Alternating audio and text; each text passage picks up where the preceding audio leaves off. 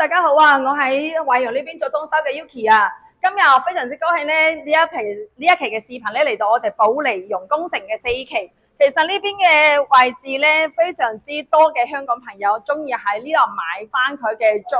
買翻佢嘅間房啦。咁我哋呢一套房咧，其實都係一個香港嘅朋友佢嘅一個居住嘅一個單位。咁我哋入到嚟咧之後咧，我就會見到成個客廳呢個格局非常之大啦。因為佢係呢一套房咧，佢係100個平方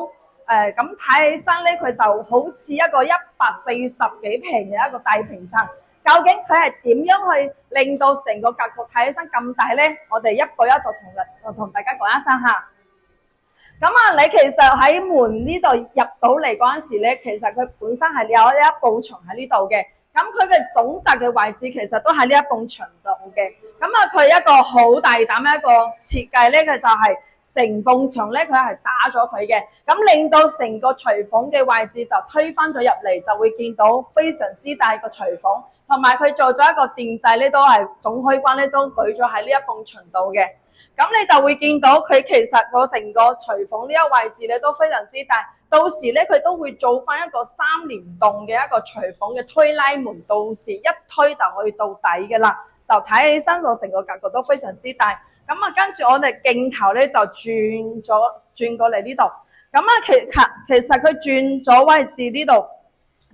拆咗呢一埲牆之後咧，佢就令到成個客廳喺呢個位置咧就非常之大。到時可以喺呢邊食飯啊，或者係去做一個吧台去休息嘅時間咧，都可以睇到我哋嘅電視個位置嘅。咁睇起身就非常之大，到時休閒嘅時間或者係陪小朋友去玩啊，或者喺呢度寫作業啊，或者係辦公啊，或者係同朋友一齊飲下咖啡、嘆下午茶啊，都非常之好嘅。跟住我嘅鏡頭咧就會見到我嘅成屋嘅佢嘅水電都做得非常之靚嘅。因為佢係用咗一個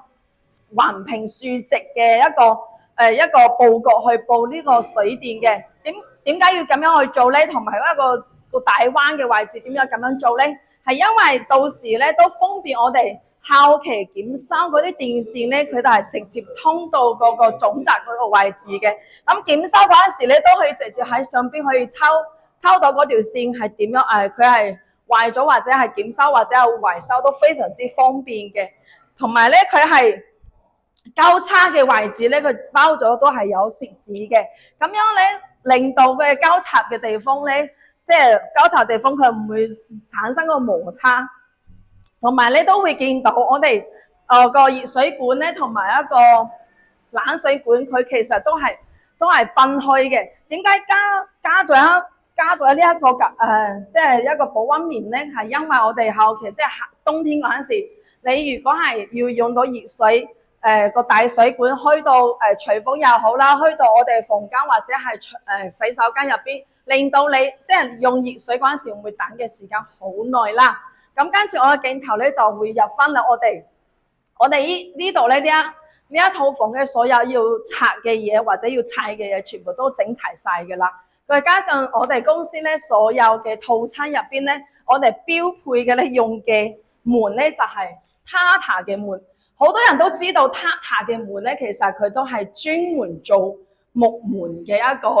非常之好嘅一間上市公司嘅。所以我哋喺套餐入邊咧，全部都係用翻我哋一線嘅品牌，或者你用歐派又好啦，或者你用 Tata 嘅門又好啦。所以全部都我哋拆完之後咧，佢 Tata 嗰邊嘅負責人咧就會過嚟幫我哋拆翻，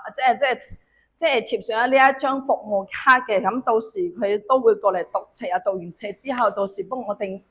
咗一個房間嘅門嘅。咁我跟住我鏡頭入嚟就會見到。因為呢一套房其實佢今日嘅業主已經嚟驗收咗水電㗎啦，咁我哋每一套房咧即係驗收完水電之後咧，我哋嘅金雕呢邊嘅廠家咧就會過嚟幫我哋驗收水電之後，佢就會俾翻一個終身維修保修嘅一個服務卡，咁啊到時都會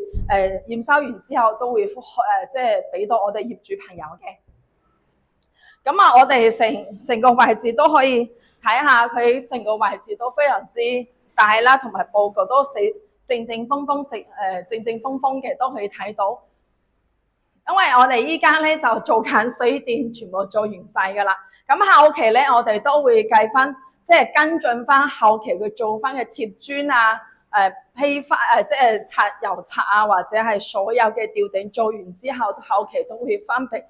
拍攝俾大家知道呢一套房究竟最後嘅成果係點樣嘅。咁啊，我哋今次嘅拍攝嘅視頻咧就到呢度，以後有需要即係要求去解説呢啲水電又好，或者係要鋪磚或者想裝修嘅香港朋友咧，到時喺右下角咧就可以見到我嘅電話號碼，隨時可以聯繫我。咁啊，今期嘅視頻咧就拍攝到呢度，拜拜。